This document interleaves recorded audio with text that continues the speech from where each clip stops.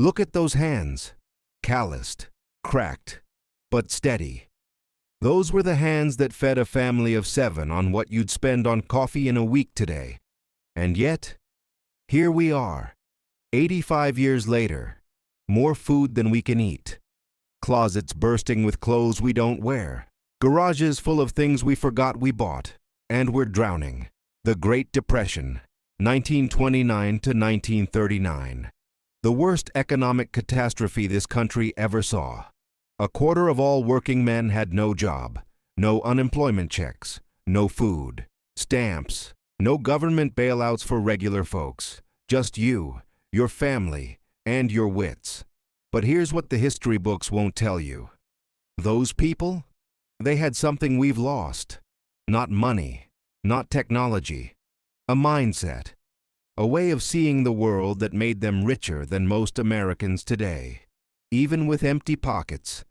Today, I'm going to show you 5 habits, 5 ways of living that kept families fed, clothed, and together when the whole country was falling apart. And I'll show you how. They're the exact medicine we need right now. Habit number 1. Nothing was trash. Everything had 3 lives. In 1935, when your dress wore out, you didn't throw it away. Throw it away? To wear. There was no away. That dress became dish rags. Those rags became quilt patches. And when the quilt finally fell apart 15 years later, it became stuffing for a pillow or insulation for a drafty window. Flour came in cotton sacks back then. Pretty patterns. You know what my grandmother did? She made all her girls' dresses from flour sacks. 3 daughters, all dressed nice, and it didn't cost a dime. Now, we buy a shirt for $9, wear it twice, and toss it when the zipper sticks. We call it fast fashion. They called it waste. The average American throws away 81 pounds of clothing every year. 81 pounds. My grandmother didn't throw away 81 pounds of fabric in her entire life. The lesson? Before you buy something new, ask yourself, can I mend this? Can I repurpose this? Can this have a second life? Learn to sew a button, darn a sock, turn old t-shirts into cleaning rags. It ain't glamorous, but neither is debt. Habit number 2. Cash only. If you couldn't hold it, you couldn't spend it. In the 30s, credit was a dirty word. Oh, some folks had tabs at the general store, but you settled up every week, and everyone knew if you didn't. There was shame in owing. When you went to town, you took the cash you had. That's it. When the purse was empty, you went home. Simple, painful sometimes, but honest. Today, money ain't real anymore. It's numbers on a screen. Swipe, tap, click. The average American has over $6,000 in credit card debt. $6,000. And we don't even feel it until the statement comes. That plastic card in your wallet?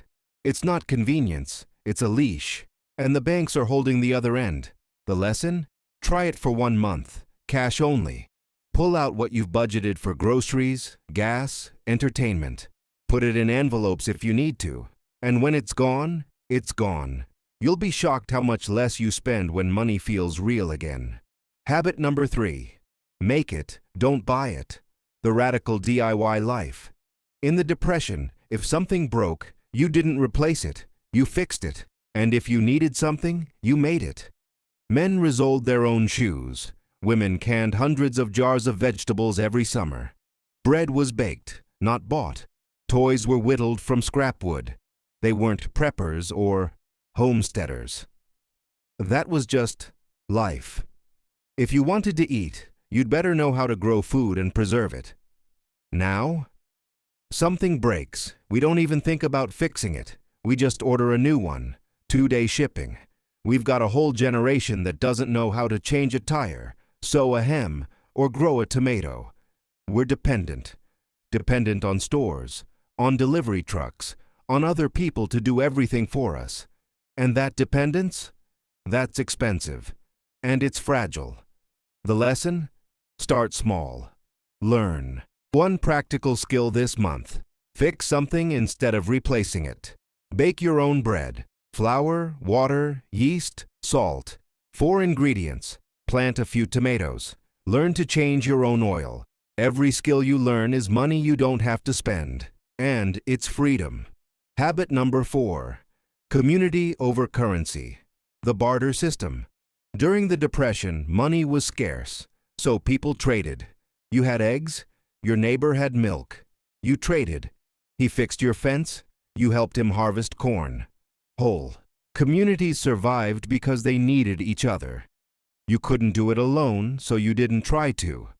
There was a richness in that. Not money rich, but rich in connection. Today, we live 30 feet from our neighbors and don't know their names. We pay strangers to do things our grandparents would have asked a friend to help with. And we call it progress. Every human interaction has become a transaction. We've monetized friendship. The lesson? Get to know your neighbors. Start conversations. Got a skill? Offer it. Need help? Ask for it. Trade what you have for what you need. Watch someone's kids in exchange for help fixing your car. Share garden vegetables. Borrow tools instead of buying them. Build a network stronger than money. Because when times get hard, and they will, money might fail you. But people won't. Habit number 5. Entertainment was free. Joy without spending. In the Depression, there was no money for entertainment. No movies every weekend. No eating out. No vacations. So, what did they do? They sat on the porch and talked. They played music, harmonica, guitar, whatever they had. They told stories, played cards, went for walks. They found joy in nothing, and somehow it was enough. Today, we're bored with everything. We've got 1,000 channels, 1,000,000 songs at our fingertips, and we're still scrolling, searching for something to make us happy. The average American spends hundreds every month on entertainment. And we're less happy than those folks sitting on a porch with nothing but each other. The lesson? Real joy doesn't cost anything. Cancel 1 subscription this month. Have a game night. Go for a walk. A real walk, where you actually see things. Sit outside and do nothing. Sounds crazy, doesn't it? Doing nothing. But that's what we've lost. The ability to be content without being entertained. 5 habits. 5 ways of living that kept people whole when everything else fell apart. Those folks in the Depression, they didn't have much, but they had what mattered. Family, skills, community, resilience. They knew the secret we've forgotten. True wealth isn't about having more. It's about needing less. The world wants you dependent. Dependent on credit. Dependent on consumption. Dependent on the next purchase to make you happy. But you can choose different. Learn these old habits. Live by them. And you'll find something better than money. Freedom.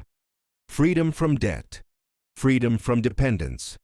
Freedom from the endless, exhausting chase for more. If you want to learn more of these old ways, the wisdom our grandparents knew, subscribe to this channel, because hard times are coming again. They always do. And those who remember will survive.